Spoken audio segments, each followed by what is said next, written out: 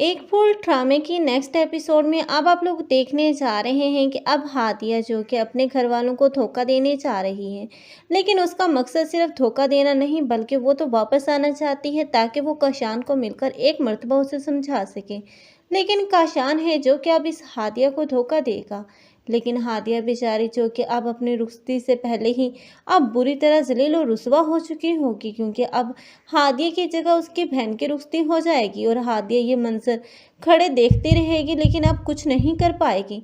अब हादिया की एक भूल की सज़ा यहीं से शुरू होगी। अब हादिया को पूरी हकीकत का इल्म होगा, काशान के असल चेहरे का इल्म होगा और उसे पता चलेगा कि काशान जानबूझकर उसे ट्रैप करता रहा और उसके बाप और उसकी बहन से इंतकाम लेने के लिए उसने इतनी बड़ी साजिश रचाई और उसके सामने इतना ज़्यादा इनोसेंट और मासूम बना रहा और अपनी चालबाजियों में लाकर अब उसे बर्बाद कर दिया। अब हादिया है जो कि हर यकीन दिलाएगी कि उसका ऐसा कोई इरादा या मकसद नहीं था, बल्कि वो तो आखिरी मर्तबा उसे समझाना चाहती थी।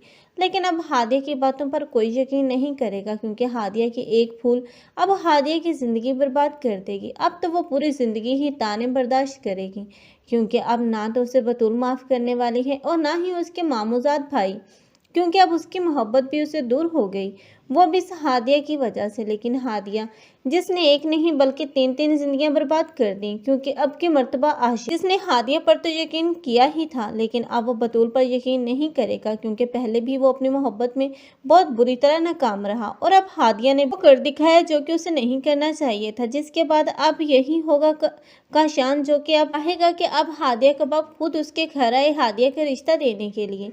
लेकिन अब हादिया जिसकी रुखसती अब काशान के साथ तो कभी नहीं होगी, क्योंकि हो सकता है कि हादिया की शादी उसके मामूजात भाई के साथ होती हुई नजर आए।